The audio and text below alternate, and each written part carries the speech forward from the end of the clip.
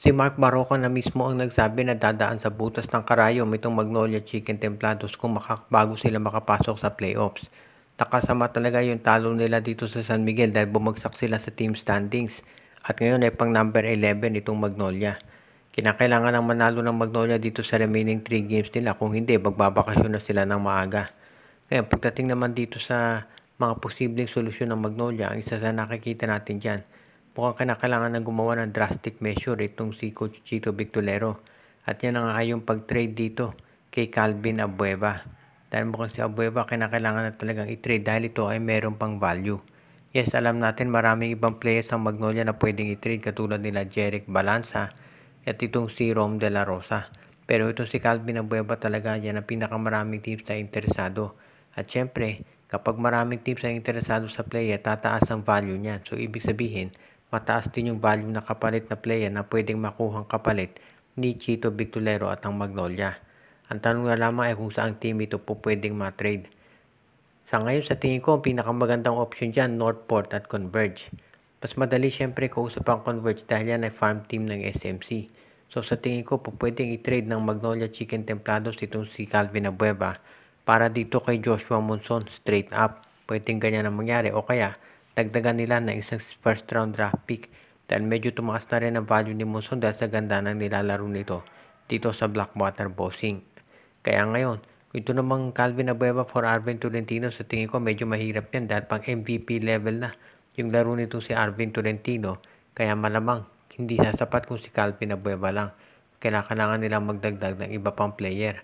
Pero kung sakasakali na Joshua Monson for Calvin Abueva, sa tingin ko pwede pa yan. Kung kailangan bigyan ng draft pick ang Northport, dapat gawin na rin yan ng Magnolia.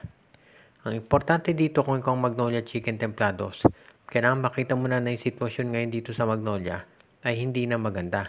Dahil kinakailangan na talaga nila gumawa ng movement. Kahit na mag-trade sila ng mga player na sa tingin nila ay alam nating matagal na marami na itulong dito sa Magnolia.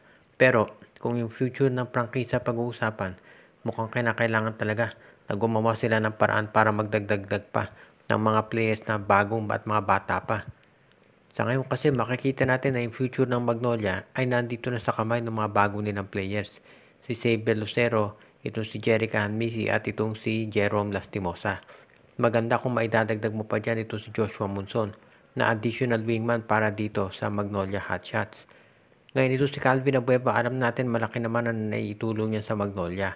Pero mataas ang value ni Abueva kung siya ay gagamitin sa trade, kaya sa tingin ko pwede ito para dito sa Magnolia, lalo na kung si Monson ang kapalit. Ngayon, kung gusto naman ng Magnolia na sa Converge makipag-trade, pwede big man ang makuha nila kapalit nito si Calvin Abueva. Maraming big man itong Fiber Excess at sigurado tatanggapin naman nila si Abueva dahil matagal na yung gusto makuha ni Governor Delta Pineda na sa lalo't madaling panahon ay magiging bagong coach nitong Converge Fiber Excess. Kaya sa tingin ko, yan ang pwedeng gawin ng Magnolia ngayon dito kay Calvin Abueva. Pagdating dito sa mga coaching changes na balita, alam natin marami ganyan sa Magnolia, pero sa ngayon mukhang mananatili pa sa posisyon itong si Chito Victolero. Ang pinaka magandang nakikita nating option dito sa Magnolia, siguro baka patapusin na itong konferensya na to kay Victolero. At kung hindi pa makaabot ng semifinals sa Magnolia o quarterfinals, malamang ito ay papalitan na. Pero sa ngayon sa tingin ko mukhang patatapusin muna itong konferensya ng Commissioner's Cup bago ito si Chito Victolero ay palitan na ng management.